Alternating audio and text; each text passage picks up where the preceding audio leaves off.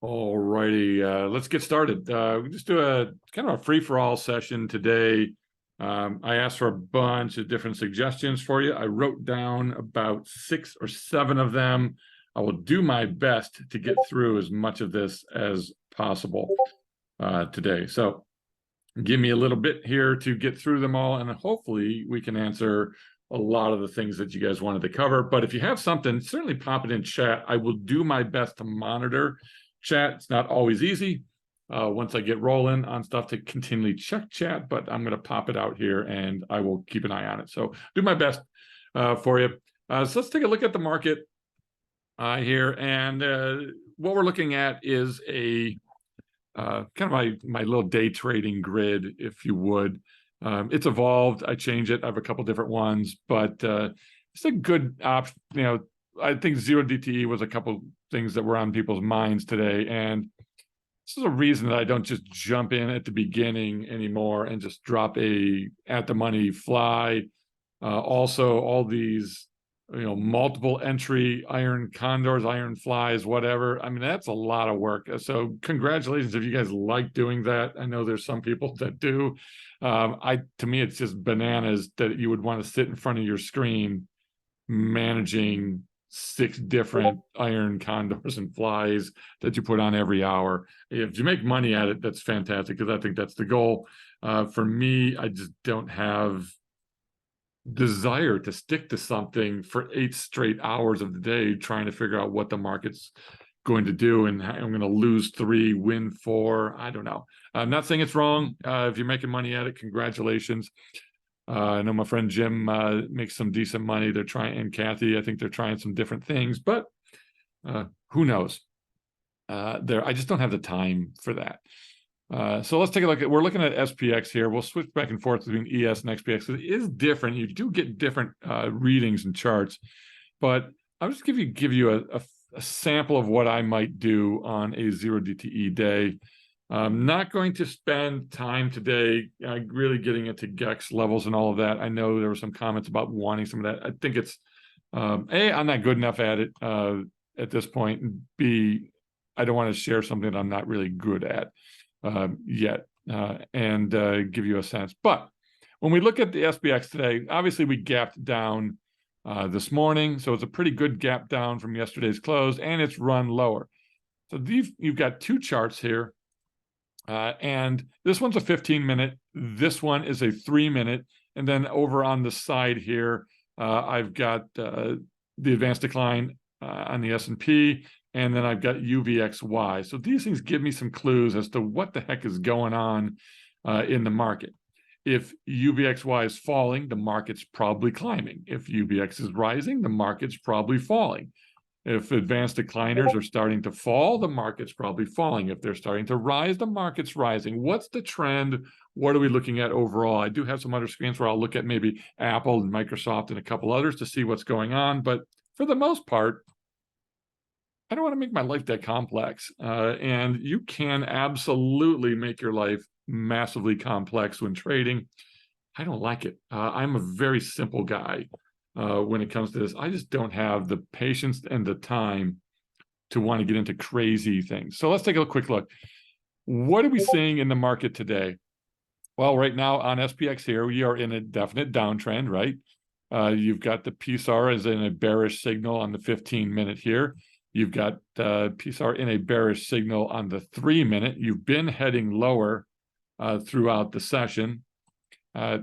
It's now 10:30. So where are we? What's going to happen? Is this a good spot to get in? I want to see if there's a direction. Well, for me, on this downtrend, I want to wait to see if I get some sort of a reversal or a stop. Where's that happening? What's going on?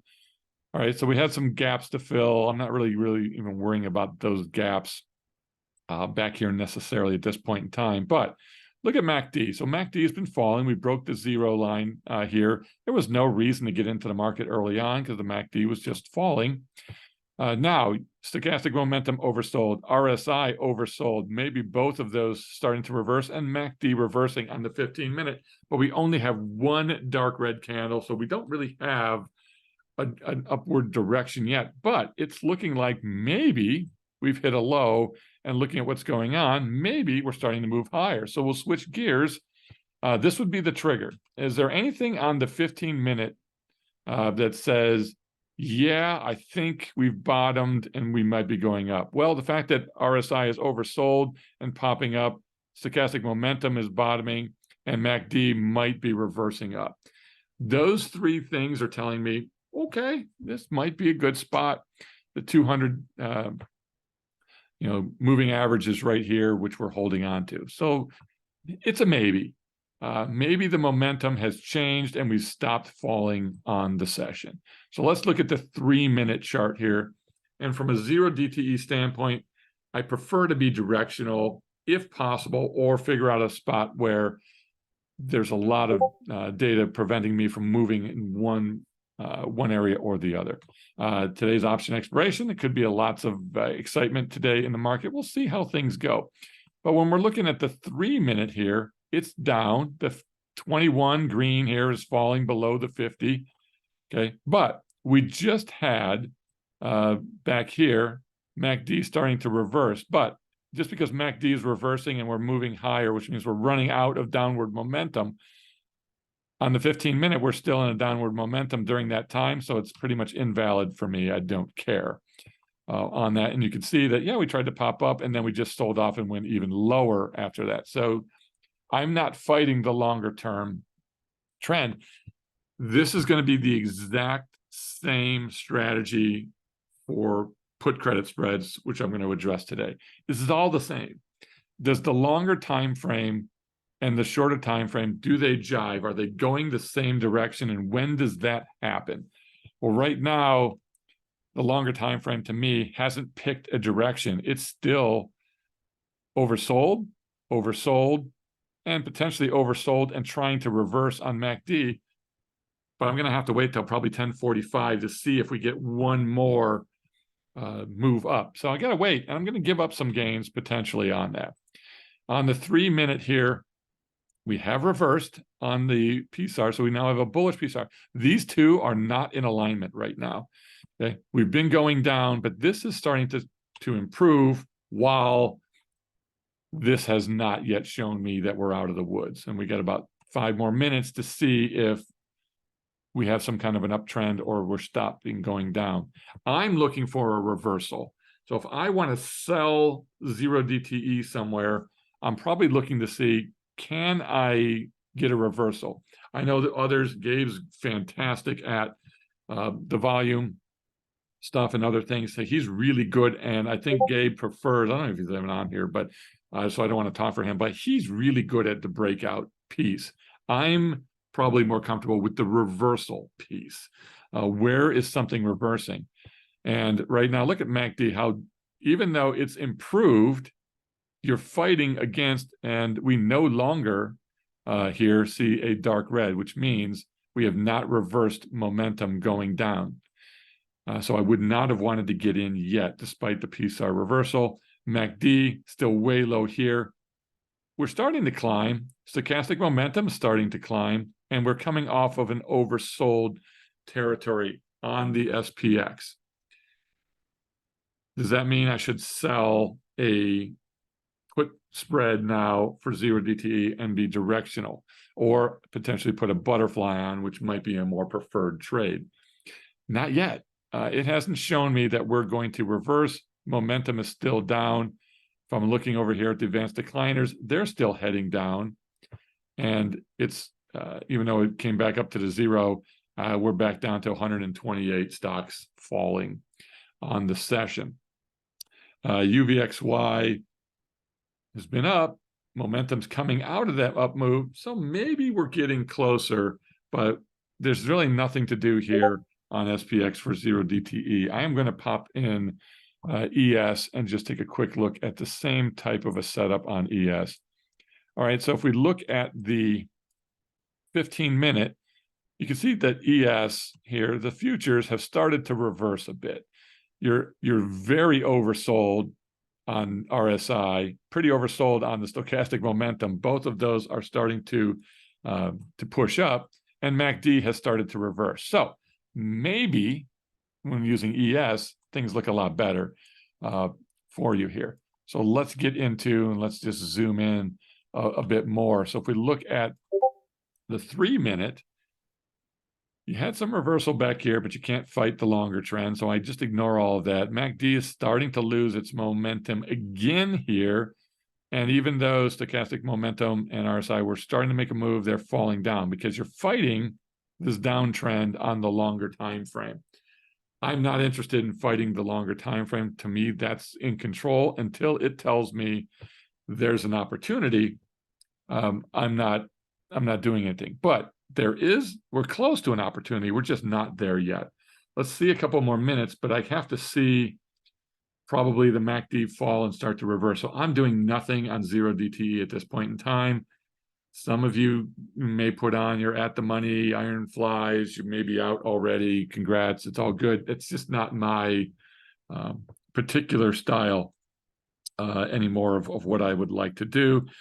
Where can you put trades on? I think because we're in a downtrend, selling call credit spreads would probably be the best thing. I don't know that anything looks like it's going to reverse significantly higher here, but when you're this oversold, maybe we're going to get a bounce. That bounce might be the chance.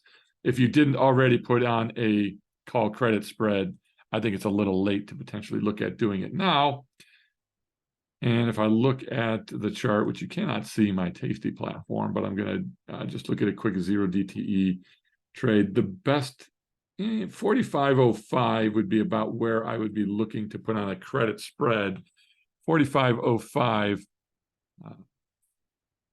on SPX. So let's switch back to SPX while the market continues to sell. Okay. And 45.05 is up here, probably pretty safe, but I don't know that I want to get into it now. If on one of these bounces might have been the opportunity to get into it, but right now I don't think there's anything here that makes me want to do anything on 0 DTE until we stabilize a little bit more and either bounce or we get a bounce that allows us to sell a call credit spread while we're in this downtrend. So unfortunately, I don't really have anything to give you on 0 DTE because there's really no criteria here for me. And it's now the next candle. So this next candle is a potential reversal on the 15. And maybe we'll get there, but I got to wait and see that something happens here. Can you sell a put below here? Yes. So this is where potentially some GEX or volume levels, stuff that Gabe covers a lot more, come into play. Is you might be able to do something on the downside. But right now, if I'm trading something that's low delta put spread, I'd probably be around the 44, 45 mark. And I think that might be decent. That's down here. So I think that's an opportunity, but let's just give it, I can be wrong for a couple points. So I'm going to give it some time. I hope this is making sense to you, that I've looked at 2 time frames and they need to be in sync for me to put on that trade. I'm going to do the same thing when I look at put credit spreads. So let's get out of 0 DTE and get out of this day trading stuff here. This is also why I wouldn't be buying ES or something right now either. You can trade ES, you can go long on ES, do all of that. But why would you get in here long? I mean, getting short might have been something to do here. Even though we're reversing on MACD, we're way oversold.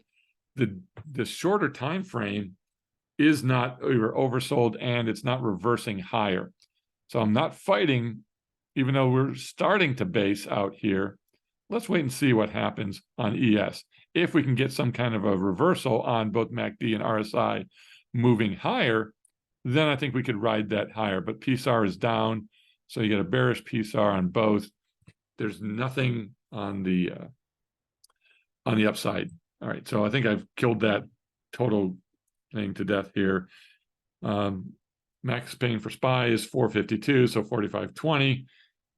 Yeah, maybe. So 45.20 might be the area we're bouncing. I mean, the 15-minute is saying, yeah, we're running out of steam.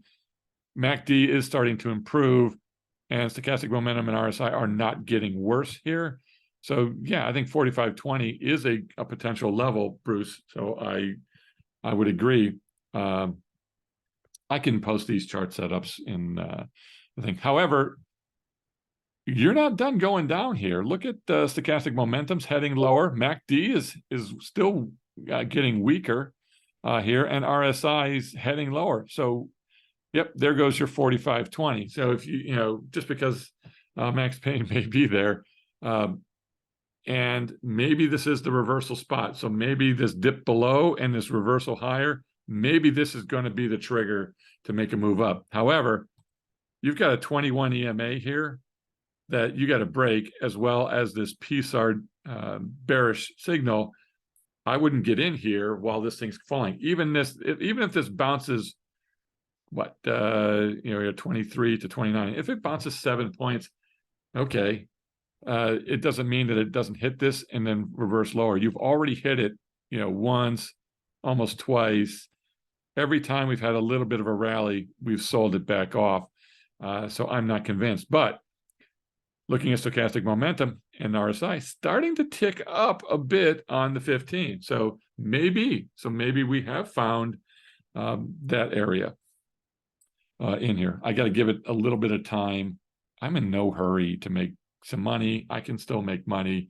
It's only 10:50 in the morning on the Eastern time here. So nothing to do here.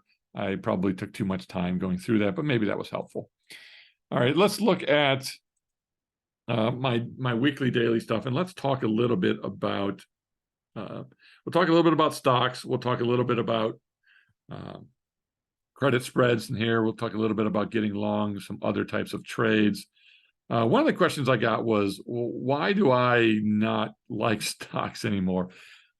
There's been a number of things that happened. Let's see, March 2018, Facebook had a data privacy scandal and the stock tanked. Boeing, the MAX aircraft had 2 fatal crashes within a couple months, stock tanked. Johnson & Johnson, court in Oklahoma ruled against Johnson & Johnson relating to the opioid crisis, stock tanked. Wells Fargo employees opened millions of unauthorized bank accounts in 2016, stock tanked. Did you know all of those things were coming by the boo stocks? Did you know all of those were coming based on the charts? I mean, here's a chart. This just happened to default to MasterCard. Here's a chart on MasterCard. That's fantastic. Looks like it's been ticking up the whole way. However, when you zoom back out, it looked like it was going up pretty nicely here too. And then MasterCard went from 398 to 280. Why? Okay. Why did it go down? Was it earnings? If we take a look at earnings here, well, there's an earnings miss. Your earnings, you might make it, you might miss. Sometimes earnings miss and they come out with something positive and the stock bumps up. Sometimes earnings are great and they say something on the conference call and it goes down. There's been times where guys have come out and they've talked down their stocks. I think it was a UNH. I think UNH to me or something like that was the final straw about 6, 8, 10 months ago, when when their CFO came out and said, I foresee some trouble ahead because blah, blah, blah. Stock went down. Okay. Didn't have anything to do with technicals. Didn't have anything else to do. So Schwab, I think that's SCHW, right? So let's take a look at Schwab. So what did Schwab do? Gap down last night. And they came out, said some things. It was not earnings. So there's no earnings here on Schwab.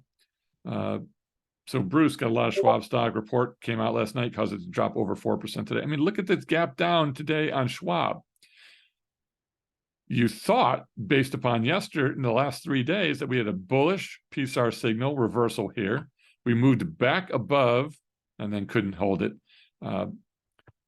Here, so was it moving back higher? It looked like it was getting constructive on Schwab, and then somebody says something. I hate stocks for this reason. I hate when things go sideways and you had no idea. I would rather have the S&P or the SPY or something along those lines, where I have a basket of stocks. Or now the same thing can still happen in futures. There can be some news out from OPEC or Russia or Brazil or the US does something. Somebody can always do something and move futures. It's just more difficult to me for some of that to happen than individual stocks. They just have too many bad things that can happen to a stock that has nothing to do with its earnings. Boeing is a great stock. I mean, this is a stock where they have orders stretched out for a decade that they can barely keep up with taking in new orders. Well, why wouldn't a stock like that only go straight up? Why does Boeing ever go down? I don't know if you can even answer the question. So why does Boeing go down? When we look at Boeing earnings, why are they even losing money? If you have so many orders that you can't fill them for the next 5 to 10 years, how can a stock like that go down? Yet look at this daily chart on Boeing here. After it broke out, ran up. What made this thing drop from 240 to 205? A 40-point drop on a $200 and some stock. Okay. That's what, 16%, something like that. What is 40 divided by 240? I should be able to do this. Yeah, 16%. So a 16% drop for what reason? I don't know. I had to sell the max at a loss to get all those orders. I mean, let's look at earnings. Earnings, when Boeing earnings came out, and I don't want to get into this long discussion, so I apologize that we're taking a while, but Boeing earnings were down. The actuals 0.82 was better than the estimate, and the stock ran up on negative earnings, which is, again, craziness. So we ran up, gapped up here. Look at this giant move up on Boeing on earnings. 3 days later, and then, yeah, that was the end of that. Why? I hate stocks. So I'm giving you some reasons to hate stocks. I don't own a stock. I have multiple IRAs. I have multiple trading accounts. My family has IRAs and trading accounts. Not one person in my family, not my wife, not me, not my mother, not my kids, no one owns a stock in any account that they have. I hate them. I don't like them. I don't want to. BP, 2010, BP Deepwater Horizon oil rig in the Gulf of Mexico experienced a huge explosion, subsequent oil spill, one of the largest environmental disasters in history. The stock plummeted in 2010. Again, how do you know? So where can you buy the t-shirt? I think we're going to make those. How do you know that an oil rig is going to explode tomorrow? I don't know. I mean, it can happen anywhere, and it can certainly hurt the overall market, but you're not going to experience the same ups and downs. And if you look over here on the watch list, okay, Amazon's down 3% today. What's the reason for that? Okay, so Amazon's down 3% today. However, SPY is down 0.8%. Okay, which one would you like to have today, Amazon or SPY? Okay, well, I guess if Amazon's running up from 100 to 140, you probably wanted Amazon during that time frame. Okay, but how do you know when you got in is the right spot? So today, you're taking a hit. Now, is it a long-term thing? Is it a good thing? Who knows? Apple had a news event yesterday or the other day, came out, new iPhone, which I think has 0 features, except now apparently there's also a new charger and a new plug. So now you got to throw all your old crap away. Hang on. Okay, which is a beautiful thing. And I wish I could find a business that I could get into. Well, there's a lot of planning, right? So hang on. Right. So yeah. Okay. Sorry, whoever that was, you're now all muted. Okay. Try and keep yourselves muted. Unless you got something we want to share with the group, which is cool. Let's just decide how far out do you want to go. We got to do it again and keep muting people. Right. All right. So anyway, this is why I hate stocks, is because they're unpredictable. They move up and down. You got Amazon down 3% today. You got Meta down 2.5% today. You got Nvidia down 2.6% today. But the S&P is only down 0.88%. So anyway, that's enough on railing against stocks and why I hate them. However, let's take a look at credit spreads. And you can do, and I just want to run through my trading setup, and I'm going to leave NVIDIA up here because we'll scale through just a bunch of things. As I just did on 0 DTE, I'm doing the same thing here, but I'm using a weekly and a daily chart. Two different charts. A lot of spaghetti maybe on here for people, but you can be more simple than me. I just like junk like that. All right, if I'm going to sell a credit spread, and I'll preface this by I hate call credit spreads because stocks can go up over time. Okay, stocks don't always go down and stay down. Again, stocks want to move up. Stocks always want to move up. It's the unexpected drops that are the killers for you. So I don't sell a lot of call credit spreads because I just don't trust that stocks aren't going to go up. I'm a very positive person when it comes to that I think the market's going up. Okay, I think at some point we get a recession, stocks could drop for a bit, and then you know what? Stocks are going back up. So you got to be smart, but over time, stocks usually just go up. At least most of them do. So I'm taking a look at the weekly chart here. If I take a look at the weekly chart, MACD is falling. Okay, so our momentum is down. RSI is falling. Our momentum is down. There's not really a reason for me to want to get into NVIDIA here when the momentum is down. Would you sell a call credit spread? Potentially, you could. If you're looking at the daily, it's also mirroring that. But the time to sell the call credit spread was when MACD reversed back here on 9/1 and RSI started heading lower. And maybe when it broke the 50 mark around here, okay, 9/6 was probably a really good day to get short. It's also when 9/7 is when MACD crossed negative. Okay, that would be when the MACD histogram went negative on that little down arrow. This was probably a good day to sell a credit spread. Okay, maybe anywhere above this previous high area here in NVIDIA. I'd be scared that NVIDIA would pop higher, but that would be. I want to trade with the two trends side by side. I hope this just makes sense for you. So let's just take a look and run through some futures. So now that you know why not options on stocks, I just gave it to you because someone's going to say something that tanks a stock. Okay, an engine's going to fall off a plane. It's going to tank the stock. There's a video of a guy putting tape on a plane. You guys remember that when somebody was putting? They call it speed tape, I think, but it's air tape or something. Remember when they were putting tape on the wing of a plane? How's that a good looking thing for the news? Who knows? All it takes is for something like that to happen.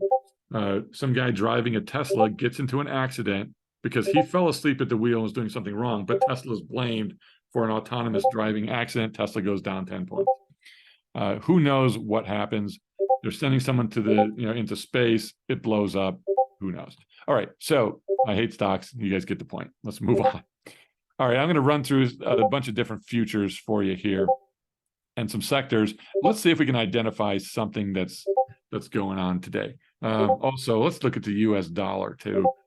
Okay. US dollar is down just fractionally. It was down more today. It's trying to make a comeback. It won't freaking die. Okay. I just need the US dollar to die. I'm ready, Igor. It is awesome. And I hope it doesn't kill anybody. All right. I just need the US dollar to die. I think if we all hold that thought in our minds that we need the US dollar to die, we can get it to die here. Again, hope is not a trading strategy, one of my trade rules. But look at this rocking dollar moving higher.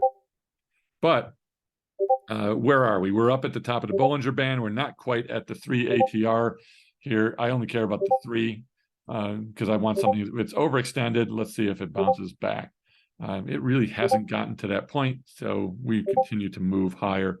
So there's the US dollar. Here's TLT. Everybody wants to get in TLT. I think one guy has converted his entire YouTube to just trying to get everybody to buy TLT and TMF, saying today's the day. Well, he said today's the day for 3 months now, and it hasn't worked. He may have been saying today is the day for 6 months. I don't know, but all I know is that TLT is not going anywhere right now. Based on yesterday's news, Does anyone here, and you can vote in the chat if you feel like it, was I wrong? Did I misread the news for the last 2 days for CPI and PPI? You know what that beeping is the damn Discord. All right. Thank you. It is irritating. All right. The CPI came in a little bit toasty, right? And PPI came in pretty toasty, and unemployment is not falling. Did anybody see that besides me? And then the market ran up on that news. Is it just, I don't know if it's me that thinking that why in the world would the Fed cut rates anytime soon? Why would they stop raising rates? I'm still surprised that they're not raising rates next week. I don't know why that's so doggone low. Maybe somebody said, they're afraid of hurting the banks. I don't think the Fed's afraid of the Fed is afraid of anything. I don't think they care about your job. I don't really think they care about a whole lot of businesses. The Fed only really cares about interest rates and unemployment. And if that's true, okay, well, why are they waiting potentially till November or the next meeting and not next week's meeting? Okay, I don't know. Well, they're afraid they're going to hurt the banks. They've already hit a bank. Okay, but yeah, they have no clue. Alan Greenspan was probably the biggest of the dumb idiots. But anyway, I don't understand. I think they're on the right path. You got to tank some stuff. You got to break it to fix it. But look at TLT. So this is going down. So what would you do here? Would you trade TLT? Well, again, in my opinion, if I'm looking at a weekly chart, MACD, it's starting to reverse higher. Okay. RSI is not reversing higher. RSI is dropping. Okay. So there's 1 out of 2 no's to do anything here. And then if I look at the daily, do they match the weekly? Well, RSI is dropping and so is MACD. Okay. But RSI is reversing higher here. So to me, I think there's still some down to go in TLT. Doesn't mean we're not close, but I still think there's some down move. So if you're TLT and TMFing it, I think you're early, but you don't have to wait, until you see the absolute bottom here. But does anything here look positive to you? Does this look like something that you want to invest a lot of your hard-earned money in? I think it's bananas. But anyway, what do I know? All right, so let's jump into some futures. All right, so here's 6A. Here's your Aussie dollar. What would I be doing here? We've been pretty much in this mode here. We were in a pretty good sideways mode for quite a while, for almost a year. We've been heading lower as the US dollar, but Aussie dollar is really hanging in there. But look at MACD is starting to curl up. RSI is rising. Okay, so there's some bullish looking bottoming-ish signs here. And then if we look at the daily chart, MACD has been moving higher, and Aussie dollar's been moving higher and higher. RSI is moving higher. It's above 50 now, which is a kind of a threshold point for me. When those two things are moving the same direction, that's pretty nice looking area. I would potentially be looking to sell a credit spread on the Aussie dollar, or definitely a 1-1-2 trade here, because I think we might be low. We could still go lower, but there's a lot of signs here, and got this little white dot here, which means today the Aussie dollar had a PSAR just flipped to bullish signal. Okay, we're bearish over here, and we're not going to be bearish. We're not going to be bullish for a long time, but you're getting some recovery on both MACD and RSI. I like it. Okay. So let's trade this sucker. And before I do that, let me shut off a ton of these accounts for you, so you don't see a bunch of junk and you don't start trading my account for me. All right, so let's switch gears, and we'll jump into the Tasty Trade platform. And we're having a pretty nice day. It was up a lot more earlier. The Aussie dollar is giving some back here today, as we just saw on that screen. So it gapped up, and now it's weakening, and the dollar is starting to try to make a move again. Stupid dollar. You guys are not helping me out by doing that. All right, so we got 2 trades right now running on the Aussie dollar. We have a 1-1-2 trade, that has been on for 18 days. This trades up $650, 130%. Not too shabby. Okay. Why? Well, 16 to 18 days ago, okay, if we looked back at the chart, I got to pull up my trade here. So if I look at the Aussie dollar, that was 8.28 that we made that trade. So back on 8.28 is when we put this trade on, and we were a little bit lower than we are now. But you started to see MACD was climbing. It broke positive on the histogram. RSI was moving higher. That was a good reason for me to put on a 112 trade here on the Aussie dollar. We also have a strangle working on the Aussie dollar, which is up 41% now in 56 days. I'm expecting next 43% now. So if you guys are holding good thoughts, we might be able to get it to 50% today. All right, so you have two options right now. You can sell a strangle, you can sell a credit spread, you could also sell a 112. Any of these will work on the Aussie dollars. Let's go in and make a trade. If I'm trading a credit spread, I like to see futures don't have as many options here, but I don't really have a lot of weekly options. 21 days would be, I don't want to go past this for a credit spread. I'm not going to 50 days.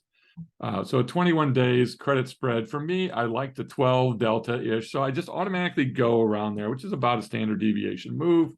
And I'm just going to randomly pick a strike here. And let's take a look. So I told you guys that I like to see somewhere between 6 and 10% of my credit to my buying power, because I'm going to close at 50% to begin with. So I'm going to, if I close it at 50% and I have a 6% trade, that gets me my 3%. That's just always my minimum goal on a trade. All right. So right now I'm taking in $45 on a $167 buying power effect. So it's 27%. So I could go wider, and I might take this thing wider until I get to something maybe a little closer. I mean, there's not a reason to go wider, but obviously if I'm going to put this trade on, I'm not going to put it on for $60, right? Because even if I use my 0.5% rule here, which means I would risk 0.5% on this trade, or even 1%. Well, 1% of a $300,000 account means I'm risking $3,000. Okay, I'm going to have to put a lot of contracts on. So why spend the money on more contracts when I can get a little wider? So let's go with this width here. So I'm taking in $80 on 390, which is about 15%. I could technically even go wider if I wanted to, and take in $90 on 529 bucks of buying power, which is about 17%. I can go on and on and on, but let's just let's leave it here for now. More than passes that test. Okay, but now I got to scale this sucker up because I want to get to a certain dollar amount. And if I want to risk a 0.5% on a $300,000 account, a 0.5% is $1,500. 1,500 would be a 2x loss, correct? So to get to a 2x loss, I would spend about $750 on this trade. $750, a 2x loss is 1,500, which is a 0.5% on my account. Again, for large accounts, this is the way I trade. If this was in my small trading account, that's 10, 12 grand, then I would probably put this thing on for a larger, I would put on for more of like a 2 to 3% loss as opposed to 0.5%. Okay, so this is one way to play this trade. So do I think the Aussie dollar can continue to improve, and is it going to stay above 0.6275? Well, if I look at the chart, and I don't want to keep talking back and forth, 0.6275, it's pretty close to the lows in October of last year. And it's definitely below the more recent lows, and it would be below the Bollinger Bands that we have on here, all of that. So that's because I'm not sharing my chart there. But if I wanted to toggle back, I could toggle back to the chart. Okay, 0.6275 gonna be somewhere in this neighborhood down here, which is below the Bollinger Band. It's below this recent support level. It's below the PSAR signal. We're moving up. It's not the 3 ATR, but the 3 ATR is starting to climb. And if I look back here, 0.6275 is somewhere in the neighborhood of this old number, this old low from back in last October. So it's not a bad spot to be in. Would you make that trade today? Okay, it's not a bad trade. It fits all the criteria. So that's one thing that you can do. If I was doing a credit spread on futures, you could also potentially say that 0.62 was that low, and maybe I want to go and put it closer to that particular low. The great thing with futures is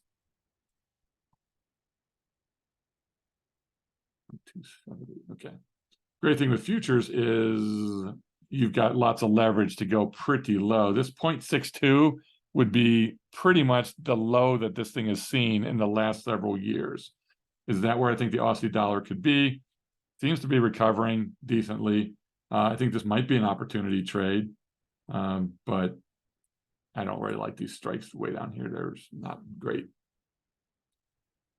not much open interest in it. So I might have to still stick a little higher, but you get the point that there's a lot of ways to put this particular trade on. This would probably be something along the lines of that trade. Now, it's an expensive trade, okay, because I'm putting this on with 18 contracts. So I'm going to spend about $150 just to get into this trade.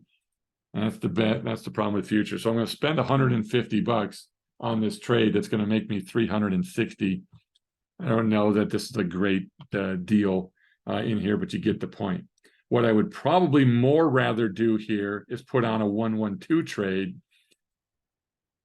but I really don't have the 60-day strikes that I would prefer. 84 is a little bit farther out, but we could potentially do that. And I could look at setting something up along this line, and let's create this as a little bit of a test and see how this shapes up here. This would potentially be another 112 trade on this. Now, 84 days, a little bit long in the tooth for me, but let's take a look at what this trade's going to look like.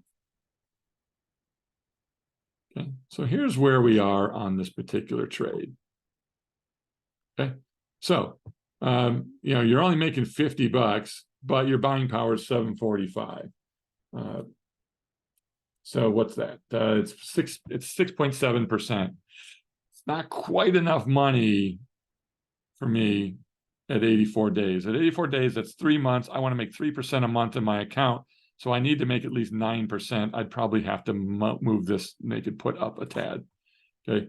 Now I'm making $90 on 863 in buying power. So now I'm making 10% on this trade if it does nothing else. So 10% in 3 months. That's not too bad, right? So 10.4% on this particular trade. If I wanted to then size it up appropriately, here now my max loss is typically going to be my profit, my max profit in here, which right now with 4 contracts is 2.36. Let's size this thing up a little bit larger. If I wanted to put on a larger style trade, let's not get too crazy here, but let's just do 10 contracts. If I was doing 5 contracts, my max loss is almost 3,000. It's almost 1%. I can go up to 2% max loss on this particular trade, but I'm going to take in $400. Let's take a look here. Yeah, I can't do that. I knew I couldn't do that, but I was just looking to see if it would give me a test commission. It won't. All right, so this is how I would construct a 112 trade on the exact same piece. So because of commissions and fees, it's not ideal to necessarily do the credit spread here. It's eating up too much. But the 112, this is not bad. If we break down any further and the dollar keeps running higher, we're going to edge closer to this trap, okay, which is going to pay us a pretty nice, hefty chunk of cash. And remember, when we look back at the chart, 0.6181 was our low. 0.6181 is here. So this would be, this part right here would be us retesting the prior lows. Doesn't mean we can't get there. I'm a little more bullish than that. We could potentially even move this thing up a bit more. I'll make it a little bit of a shorter trap, but still pretty good. So now, okay, let's stick to 5 contracts on this. I'm going to make $650 on this using $5,000 in margin. Okay, so 650 using $5,000 in margin. It's about 13%. It's not a bad way to go. So this would be a really good potential, I think, a good potential 1-1-2 trade. That makes sense, I hope. So it gives you a sense of how I'm looking at the potential futures on this. But you can see I've already got this 1-1-2 working. It's only 49 days. I've got a strangle that's in beautiful shape on that. Nothing I'm going to do on that. All right, 6E, we have 2 strangles. One's down 67%, one's down 1%. Yeah, so really not, this one's only been in 3 days, don't really care. And 65% is nothing for me to get too excited about. However, we could potentially do something else in 6E. Now, would you put on a credit spread in 6E here? A put credit spread? Well, hell no.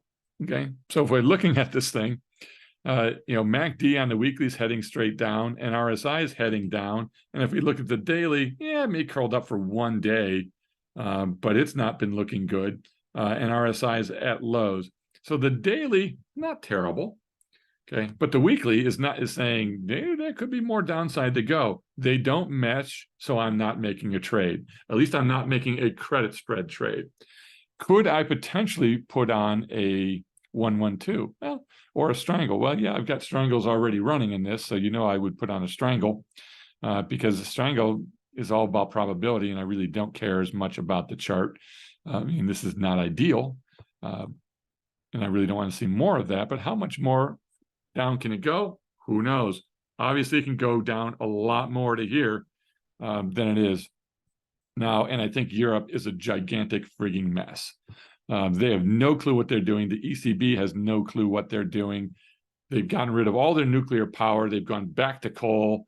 They've gone back to oil. They're big polluting. They're importing oil like crazy from Russia, which is beyond the beyond. And Russia and Saudis are going to charge them an arm and a leg. Terrible energy policy. They're already in a recession starting. Euro's in trouble. However, a 1-1-2 might be a good opportunity. So let's take a look at where we could go in a 1-1-2 trade. So credit spread out of the question. 1-1-2 trade, and again, it would be long at 80 some days, but let's take a look at what this would look like potentially here. Okay, so here's our initial 1-1-2. Clean these off. Stupid tasty. All right, so here you go. I'm spending a lot more time on this stuff than you probably wanted. All right, so how does this look so far? I'm going to make $87 on $1,100. That's definitely not going to get it done right now. That's 7.7%. So I would need to come up just a tad more here. All right, so this, how does this thing look now for a 1-1-2? All right, so we're taking in $137. So we're going to make $138 in the tail. We're using $1,268. It's 10, almost 11% in 84 days. That's going to hit my 3% criteria a month. Beautiful. So if we stay up, we make 3% a month. And then the trap, does the 101, does this make sense? It's pretty far below where we are right now. It doesn't mean that this thing can't drop down, but it's a way to potentially capitalize if the euro continues to slide. You're seeing some decent recovery on the daily, but you're not seeing any signs of slowing down on the weekly. So it makes me a little nervous to put this on. I'm probably not doing this right now. Yes, this trade makes sense. It's set up correctly. I think it would be fine to do this trade. However, am I putting a trade on, like looking at my, that's going to give me the best probability of success? When you see something that looks like this, it has had all of these down days in a row. The 21 has not even broken below the 50 yet, but it's heading that way. We're way below the 200 moving average, and we've got a PSAR bearish signal on it.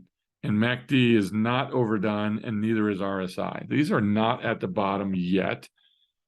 I'd be a little nervous that Euro can go down some more as we go. I think it's probably a good bet that maybe we'll hold up somewhere around here, but there's not a lot of technical reasons to stop going down on it. So I think I've probably killed this thing to death, but I think you guys get the point. So while we're in here, let's look at some other things. Oil. What can we do in oil here? And knowing what trades I have on, would I be doing something in oil? So I've already looked at 6A, which is the Aussie dollar. I've got several trades on in there right now. One's getting close to coming off, so potentially could do another 6A trade. 6E, I already have 2 strangles working, and I don't like the 112, so I'm not going to put something on there because I don't like the way the charts are looking. Oil, this is on a tear higher. And this thing is just rocketing and rolling. Now, I have 4 or 5 trades on oil because I love oil. It's my favorite thing in the world to trade. But yeah, MACD's rising, RSI is rising, but it's oversold. As soon as we're oversold on either the daily or the weekly, it automatically negates a trade for me as far as a credit spread trade. So I'm not doing a credit spread, and I am definitely not doing a 112 on oil up this high in here. So I don't really like that. Here, I would like to see maybe some kind of a pullback here. Then you could do more 112s. If we look at the account, I know I'm bopping back and forth here with you, but I hope this is helpful. Right now, what do I have on? Well, I've got a strangle on. This one's down a tad, but it's only been on 18 days. I got another strangle on, which is up. It's been on for 2 days. So there's some strangles going on here. This is all good. I don't really care about the charts as much when I'm putting on a strangle, because a strangle is just a probability play. It goes up, it goes down, who knows? 112, today, my put debit spread comes off on this one. So this trade's bye-byes. And then I've got another 112 on oil that's been working for 46 days. Okay, way back when we put this on, okay, 46 days ago, oil was down a lot lower than it is now. It's moved up. You've got a 90% put debit spread, so we haven't closed that out yet, but you're up $460, 85%. That was the time for the 112. You can put it on now if you want to catch a trap, more likely, but I don't like to put anything on. Will I close this? No, there's no reason to close this. I wouldn't spend any money to close this. I'm not going to make anything. It's not worth anything. There's no reason to close it. We're out of the trap. These are going to expire worthless. There's no reason to close the put debit spreads of anything. All right, so let's take a look. Now, we did have earlier this morning, we had an ES Strangle come off as a 50% winner. So I do have buying power. It's crazy. Does anyone else have to continually refresh their buying power to actually get the right number? Like, it like creeps up during the day, even when you're not doing anything. So right now we're at $179 in 179,000 in buying power, and I guarantee by the end of this session, this buying power is going to be 10% higher through no movement in the market here. It's the dumbest thing in the world. And I get people saying, well, why do you keep trading on Tasty? I just like the interface, and I like the commissions that I pay. Other than that, there's really a lot of bad crap that works on Tastyworks, and you get all kinds of crazy prices. It's just annoying stuff like this. If they could get their act together and build a good platform that's more along the lines of TOS, instead of trying to keep this simple thing that has bugs in it. But anyway, I digress. All right, so I sold an ES Strangle, or I bought an ES Strangle back this morning, closed it out. Would you be trading ES here? Okay, well, if I'm doing a strangle, absolutely, right? So I would, I'm looking at what are the trades that we have running on ES. Well, right now we have a put debit spread that's going to expire worthless today, so that's totally fine. We don't care about that thing anymore. We've got a hedge trade that's got time to go. We've got a put debit spread left here, and then we've got to put a naked put here that's at 93%, almost so close. You could close this thing out, but I'll just wait till next week and close it. We've got another one at 83%, another one 29, another naked put at 65%, another one at 52. I mean, these are all those long-term 112s just stacked, and you're just making money, but there's no management to happen. But from a strangle standpoint, what do I have running down here? I've got 2 strangles. So of these 2 strangles that are working, one's at 33%, one's at 24%. So we've got 2 strangle winners. One just closed today. This one's only been on 8 days, but I think it's time to put on a new one. So because we closed one, let's look to get a new one back. And we're going to go out to 90 days. Again, and somebody asked me this before, well, what about AM and PM? Well, does it really matter? Let's take a look at both. Let's take a look at the AM option first. And I'm just going to put on a quick 7 delta, 6 delta. All right, so let's make a quick note on a notepad here. I'm getting $22 in credit for a 3,900, 4,900 strangle. That's using the AM expiration. All right, so let's then go to the standard expiration for that day, and we're going to go back down to about 7%. Okay, it's just a tad higher, and then we'll go down here and 49.50. All right, so this one's skewed a little different. I'm still getting $22. It's a 39.25 instead of a 3,900, and it's a 49.50 versus a 4,900. Does anybody see a giant difference in what I just did? Okay, I'm getting the exact same credit. And so who cares which one I'm trading? You can trade the normal or you can trade the AM. It makes 0 difference to me. Okay. Open interest isn't going to make a difference. You're 90 days out. Who the hell cares whether it expires 12 hours before or the same day? I don't really care. Okay, pick either one, flip a coin. Okay, I am not getting assigned early on a strangle. So I totally understand, Bruce, that it's American settled. Okay, I'm not getting assigned early on a strangle that's at like 7 DTE. Okay, so I mean, can it happen? Never say never. You're pretty doggone far out of the money. I really am not worried about it. So you can pick either one here. I'm not going to be in this trade long enough. I mean, you're going to be in this trade typically for 30 days. And the one that just came off that I just closed today, that strangle took 18 days in trade. I'm not getting assigned in 18 days, okay, or 30 days or 40 days on a 90-day thing. So again, I don't care. You guys can pick whichever strikes you want or whichever one. I don't think it matters. It might matter if I'm trading something short term, right? So I'm going to go pick my 7 delta here. I'm going to do. So which one did I choose here? I ended up doing the standard, not the AM. So it's all good. All right. So on this one, I will choose the highest 7 delta. 39.25, and I will choose a 6 delta here at 49.50. Okay, and I'm going to size it. If I go here, it's a little bit more than 3 contracts. So again, 2% max loss would be doubling this, and I'm right at 305,000 today or something like that. We're actually up decently today. So we're up at 305,000. This would technically put me slightly over 2%. Is it a big deal? Probably not, but I'm going to stick to this one here for right now. Once my account gets to 333,000, I will move up to 3 contracts. Okay, but until then, I got to stay under 2%. So this is the trade, and we'll put this strangle on today, and we'll let that thing work. And we'll see what happens. Okay. So if we track it a bit, we're sitting right up here.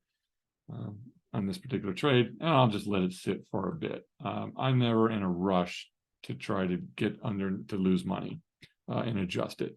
So, I mean, it's a 90-day trade. If I don't get it today, tomorrow, it's a 91 DTE trade. So if I don't get it today, tomorrow's going to be 90 days. Do you think it's going to be a lot less than a $22 credit? Probably not. So I'll stick there, and we'll see if somebody comes to meet me and gets my trade. All right, a couple quick things. We're in an hour, but I'm going to keep going for a little bit longer. You guys can hang in there if you want. And let's get back here and let's look at some other things. Gold. Gold is pretty interesting here. And would you put a strangle on gold? Well, again, I don't really care much about the chart, but you know, this thing is pretty dead center here, but you got a bullish PSR on the weekly and bearish on the daily. Bearish looks like it might be heading lower and now curling back up, because big day today in gold. And then the weekly's been slowly climbing. So, you know, where's it going to go? I don't know. You're right in the middle of the Bollinger Bands here. You're right at the 21. I don't think gold's going anywhere up or down super fast, but we'll see. So I think a strangle in gold would be an opportunity. So let's go back and take a look at the platform. And as this makes sense to everybody, am I going too slow? Am I boring you? Are we good? So you can give me a yay, nay, speed it up, get to something else. But look, there, my BP is up to 70.5 now. Fantastic. 215,000. Wow, this BP is rocketing. So stupid. All right, anyway, so I have two strangles on gold in here. Nothing but dime. I got nothing but dime either. I mean, I got nothing else to do. All right, so gold, I've got two strangles. Now, we got to make sure that we're not overlapping, because this one's only 3 days old. We might have a problem. And we had to go out to the 102 days. So we're sitting at the same expirations on gold. I don't think I can get one on, because I'm going to have 3 at the same expiration, which is not always the worst thing in the world. I don't really want to go to 73. It's too short for me. And if I went to my 7 delta here, oh, that's going to be too close. These are already too close. Okay, and if I went to my 6 delta over here, okay, oop, this is too close. Okay, see, these are farther apart, which was why I thought it was okay, even though the credits, the puts were close. But this one's going to put me right on top. I can't do a trade in gold. Okay, so don't want to duplicate what I'm already doing. So gold is out. Okay, next one. Let's take a look at lean hogs. So how about adding another gold to the existing? No, I'm just doubling my risk. If I add to what I already have, I can't double my risk. That would mean that I would have something that would exceed my 2% max loss if I put something on at the same strikes, and now I have twice the amount. So now instead of a 2% loss, if I lose, I could have a 4% or 5% loss on that. I can't double up. So if I've got them, it's no good. Yeah, a 112. 112 is a possibility. I don't think they work as fantastic in gold, but let's look at it. Don't love the expirations here, but 73 would be what I would look for to do gold. All right, so let's just fuss around with something in this neighborhood for now, and then we may have to play with it. Okay, so 1800, pretty low strike. Let's look at what this thing looks like. Yeah, you got to get rid of all the other crap. Again, Tasty, take some notes and fix some of this stuff. All right. So how does this look for a 112 in gold? Well, let's see. In the tail up here, I'm taking in 320 bucks on this. So 320. And I'm spending 68.85 in buying power. So this is a 4% return right now here. So it's not enough for 73-day trade, because I need 73 days is over 2 months. I need 3% a month. So technically I need, if I'm, if I'm getting 3% a month, I'm going to need at least at 73 days, what is that? About 7%-ish, something like that.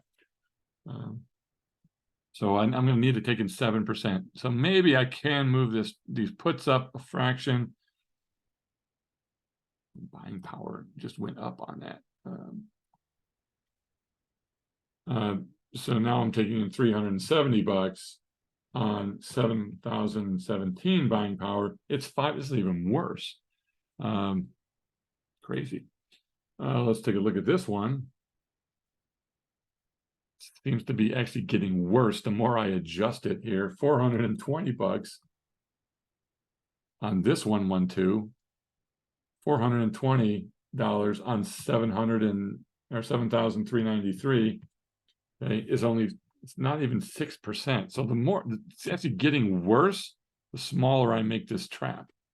I'm making less money. This is it's kind of bizarre, but I'm actually only making 410. I was making more money, out here somewhere. So 810.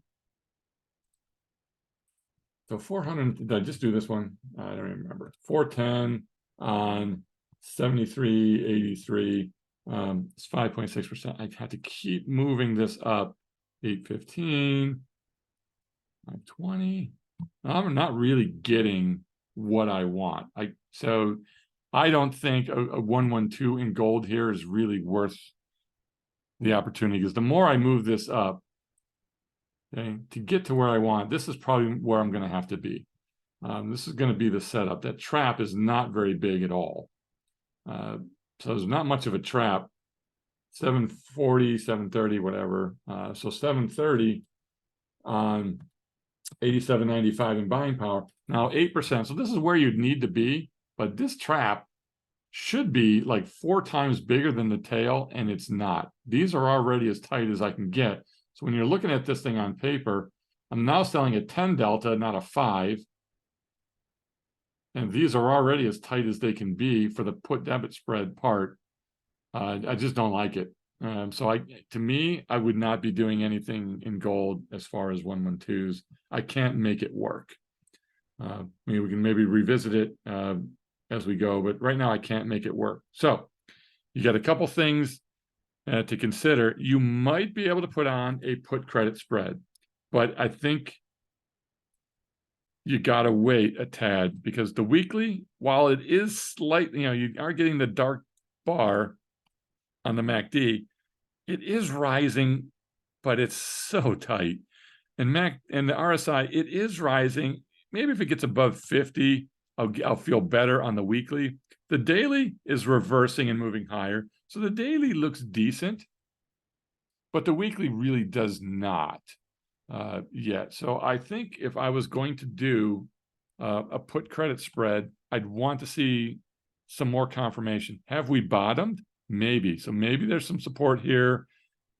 You're bouncing off the 200. You're struggling right here with the 21, which you have not been able to break the 21 or the 50 for over a week now on the daily. I'm not ready for put credit spread. I think I need more confirmation. I need another week of data. So I need to see next week's bar. Is it ticking up more on MACD? Is RSI rising above 50? And then do I get a couple more days of RSI or MACD rising? Again, that's just me. You can do whatever, but the 21 EMA is below the 50. So the green below the pink here or purple, that's not an uptrend. Okay. When the 21's below the 50, that's not an uptrend. Now the uptrend, that the fact that the 200 is moving higher, okay, you are technically in a longer term uptrend, but you're not in a short term uptrend. I don't want to put on a short term credit spread on something that doesn't have all of my moving averages really stacked the way I want and my underlying. So can't do that. All right, back to hogs. All right, so back to HE and where we were a few minutes ago. We do have a strangle on this, which I think it's perfect. We're right in the middle of the Bollinger Bands. You've got some mixed looking stuff going on here. MACD's falling and RSI's falling on the daily, but they're rising on the weekly. It's all, when it's mixed, strangles make sense to me. but we're already in one that's 7 days old, so I probably can't do one. Would you do a credit spread here? Well, the weekly is yes. MACD is rising, RSI is rising, bullish PSAR, even though your 21 is below, but you're right at the 21. But then when we go to the daily, MACD is losing momentum and RSI is falling. Okay, well, that's not really a recipe for a great credit spread, so probably nothing there. Okay, so this is how I just chunk through these things quickly during the day. I think I've taken way too long to explain it for you guys, but that's how I'm chunking through this. Hey, quick look, weekly. Yep, oversold, no good. Can't do that one. Natural gas, weekly is falling. Okay, and the RSI is rising, and then over here on the daily, RSI is falling. There's no credit spread to be had there. Bonds, would you do bonds and do something in bonds? Well, bonds are, come on, bonds falling. We've already looked at TLT, so we already know bonds have been falling, although they're starting to maybe reverse on the MACD, but RSI is still heading lower. So these don't even agree. So no, I can't do anything here. Corn. Look at some grains in here. Corn. MACD is starting to increase, but RSI is still falling on the weekly. So it's a no for a credit spread. And I'm not putting a strangle on something that looks like that. So let's see now, maybe a 112 or something you could consider, but why? I'm not catching the falling knife. All right, and then the last one, soybeans here. MACD, man, it's so flat. Maybe it's dipping down 1 week here. RSI is falling, so I'm not doing a credit spread on something that's falling on a weekly, so no good, can't do futures. Now we take a look at maybe some ETFs. Can I do a strangle or 112 on LE? Well, I thought I just kind of answered that, but on here on LE, do you want to strangle something that's oversold and moving higher? I'm not doing a 112 on something that's overbought, okay? Because it's probably going down, and I don't know how far down it'll go. Strangle, maybe, against just but when you're at the top of your Bollinger Bands, doesn't mean you can't go higher. Strangle could be a potential, but this thing is so one-sided. Look at this trade. So it's moved from 130 to 186. If you thought NVIDIA was good, you should have been in LE. So you should have been in livestock, okay, live cattle. This has moved as much as like an NVIDIA has moved, but this thing's on a rocket ship higher. Okay, and look how strong it is right now. I'm not touching this thing with a 10-foot pole. It's too strong. That's like NVIDIA. I'm not going to get into NVIDIA when it's on a smoking hot tear. So, all right, let's look at some sectors. XLK is down today. MACD is falling. RSI is falling. Now, they're falling on the daily and the weekly. Tech stocks look a little ugly. Okay, things are falling. So there's definitely no credit spread to be done here unless you want to do a call credit spread. Now, there's an opportunity for that potentially. I don't love the call credit spread. I just think it's dangerous, but can you do it? 100%. How would we do it on XLK? Let's take a look. All right, I know we're an hour and 15 minutes in. Does it seem that long? I mean, for you guys, you're probably thinking this feels like 6 hours, but for me, it's going fast because I'm doing all the work and talking. All right, so I'm going to drop down to 11, 14 delta. So here's XLK. Okay, weekly options, beautiful. We'll go out 30 days, beautiful.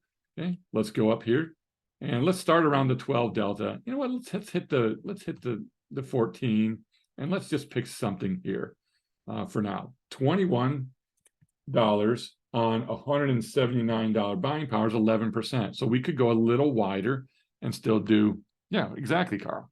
How do you know that I'm not drinking while doing this anyway? Anyway, it is the Jimmy Buffett way. All right, so $29 on a 271 buying power. Now it's 10%. So this is not bad. I kind of like the 10% here. So this would be potentially a call credit spread trade. I don't like them. They make me nervous, but it's at 178. Let's see where that stands on a chart to see if this makes sense for me as a big chicken. Where's 178? All right, so we're here, and we got to go up here a little higher. It's going to be above the PSAR reversal. It's going to be above this downtrend line, and we're going to go all the way up. This 178 is sitting right here at the top of the Bollinger Band, almost at 3 ATR. It's not here, but if you look at this, I'm going to play amateur technical analysis guy here. Snap to it. All right, so we banged it, banged it again. So maybe 179 here. So you're not too far off. What do you think? I mean, would you do it? Looking at all of this stuff that's in here today, looking at the fact that we're just getting started on MACD dropping and RSI dropping almost to the 50. If it's below the 50, that's pretty good. Okay. And then over here on the weekly, or on the, I'm sorry, on the daily here, you're breaking below the 50 EMA. You've already can't get above the 21. So you're going to have to break the 50, the 21, the downtrend line, the PSAR reversal, and the Bollinger Band. Okay. Is that something that you would do? Okay. Possibly. We're not oversold, overbought. We're just getting more momentum moving to the downside. I think you could go short here on XLK with a credit spread. The one I had was the 181, 178 on October 13th. I think that would make sense. So I think you could do that one. Let's go back. All right, I am going to stop at the top of the hour here for sure. I don't know how you guys are hanging in there with me, but congrats. XLY, same thing. Oh, weekly, kind of moving up on MACD, moving up on RSI, but the daily's tipping over, and that's a no. XLC communication, this is Google and Meta. How are these things doing? Kind of trying to move higher, kind of trying to move lower on the daily. That's out. All right, energy. MACD's moving higher. We're almost to the overbought, which would make me think I don't really want to touch something overbought unless I want to do a call credit spread. And if I look over here, starting to tip over, I don't know. Energy is a possibility. I don't know that I would trust a call credit spread here on energy, but I think energy is a possibility. It's definitely not a put credit spread, but a call potentially. All right, XLF. Look at this one. Okay, what do you see? Uptrending line. Okay, so you got a nice, decent weekly uptrend going on. Your 21's breaking above the 50. Bollinger Bands are opening up. MACD is reversing higher only 1 week. RSI is moving higher above 50. I'd like to see one more week or partial week of this thing, but XLF's not bad. And if you look at the daily here, MACD has been reversed and moving higher for a while now. I think this one is potentially something to keep an eye on. This RSI is a little sketchy, but it's getting close to overbought. Just something to watch. And then you can look at anything else here. If we look at KRE, regional banks, down, kind of up, nothing to do there. You could strangle it. I'll tell you what, one of the best strangles, I think, is this. Okay, take a look at this thing, or XBI, either one. This one is a beautiful strangle opportunity. I think, I don't know if Kathy's on here.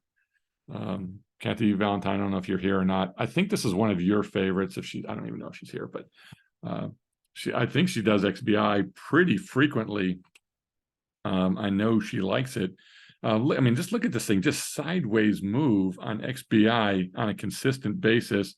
I think this is one of those that you can put strangles on a pretty consistent basis. Let's take a quick look into the platform. let's get out of this. Let's look at XBI, I believe. All right, so you do have weeklies. Let's just see if we can make a strangle work. We'll go out to 90 days. Okay, I'm going to go down to roughly my 7, and I'm going to go up to roughly my 6 and put this on. So how does this strangle look right now? So the 63.93. Back on the chart, the 93 hasn't been hit since August of last year, and the 63 hasn't been hit since June of last year. And we've technically been in a range from 75 to 90 for the most part. So we're definitely outside of those. You're taking in 63 bucks, okay, on $774. Okay, that's an 8% return in 90 days or so, which means if we get out of this in roughly 30 days, we should make 4% in 30 days. That would be pretty decent for us. So I think you could probably do this. You might be able to reel something in. With the daily looking pretty weak, you might pull the calls in a fraction, but that really doesn't do much for your buying power here to move here. You're making a little bit more money on about the same buying power. But I think XBI is a really good strangle opportunity. And I do know some people that are pretty consistent on just putting this on all the time. Not the same leverage, but it's not bad for a trade. But it's not a credit spread trade. All right. I think I've covered pretty much everything. Some zero DTE stuff, adding some trades, doing some evaluation of some things out there. I think I've covered the majority of that. Let's just go 1 minute back. We got a few minutes left. It's going to be a giant video. All right, so let's go back to a little day trade action and see what's going on in the markets. So while we've been chatting on and on for over an hour and almost a half now, what is going on in the market?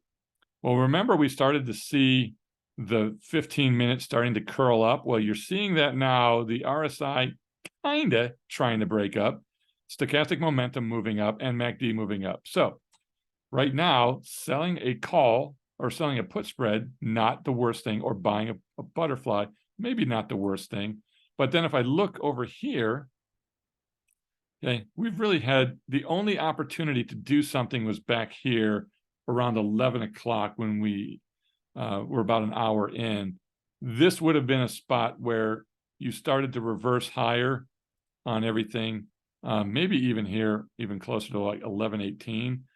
I think around 11:18 would have been a time to potentially put on a, oh, am I not sharing that? Sorry, did you not see that? All right, so I've been talking, you guys haven't seen it, but MACD has reversed. So we've been looking good since about 11 o'clock. And then back over here, you really got a pretty decent triggerish area here around 11:18.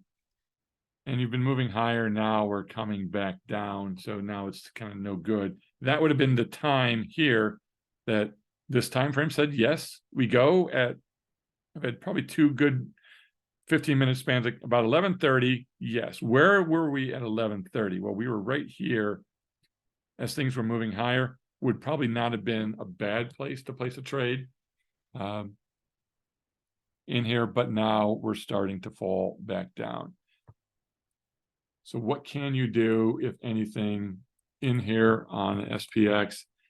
I think I'd just be hesitant to do anything. I think the off the bat, it was the call credit spread at about 3 delta or 5 delta or so that I do. I would have put that on and just let that thing go today. Intraday, I don't really like any direction, and now we're getting worse again. So putting that put spread on in this downtrend, not fantastic to do here. However, can we hold, and can we hold this 45, 446-ish range? Maybe. So something you can try to do in here would be either an iron fly right here is possible. and see where we go. So this is where some of those levels, either GEX levels or something, would come in to see is for, where are our major levels right now. If we look at just sheer size, the majority is 4450 of open interest on the downside, and the upside, it's closer to 4500. I think that's a tad wide, but if I put on a just a butterfly right here that's centered, and let's go over to the other platform. It'll be the last thing I do. All right, so we're in SPX. I'm looking at 0 DTE today, and I'm looking to potentially put on an at-the-money fly here. Let's get this thing wider.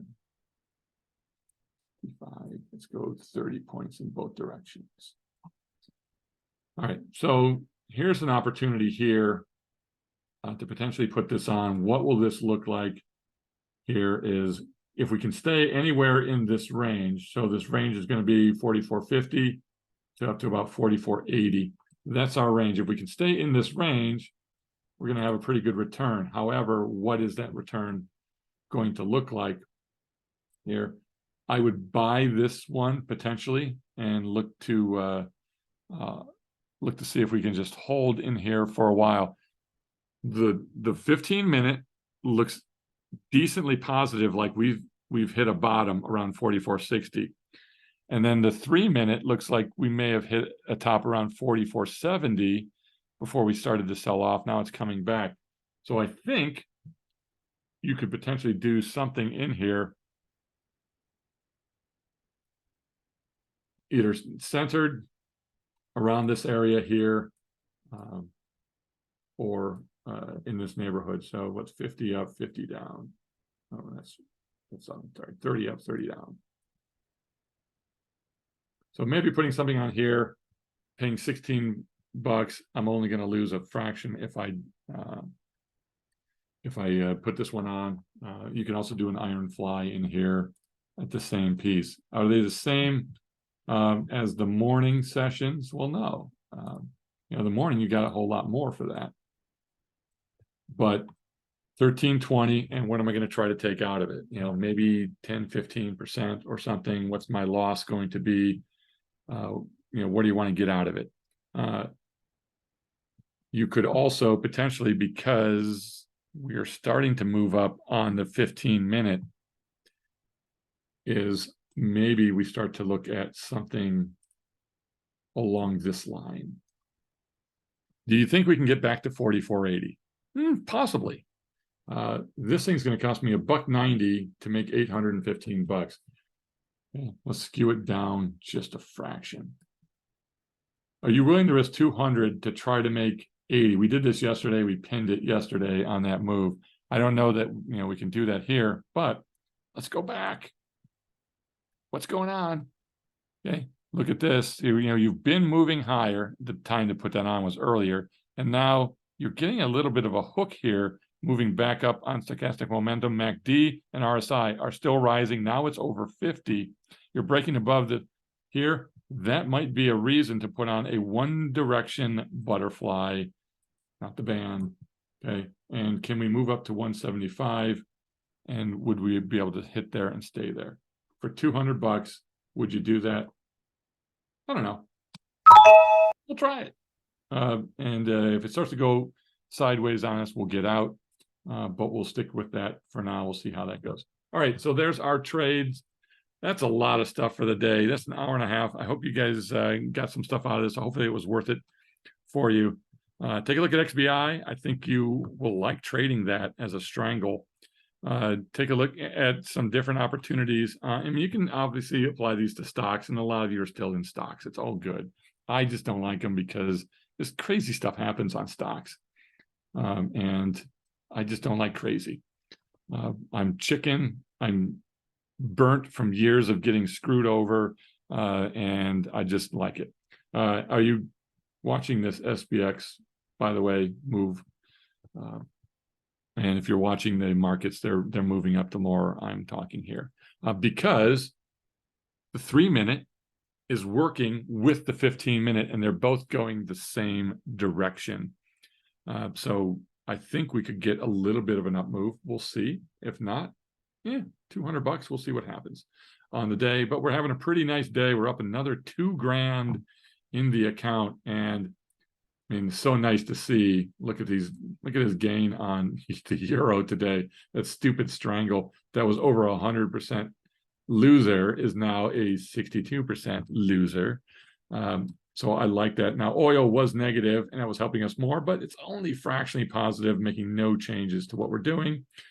And you guys remember we had an ES trade that was working. We didn't get filled. I'm going to try one more time at the mid, and we'll see. Son of a biscuit. All right, anyway, haven't been filled on this ES Strangle. So we got an ES Strangle working. We've got this SPX butterfly working, and we've lost $5 on it. And that's pretty much it. And then we've got a market that's in our favor today. Even though the market's down, everything we got is working great. All right, we'll see you guys in the Discord. Hope this was helpful. Take care, everybody. Have a great rest of your day. Bye-bye.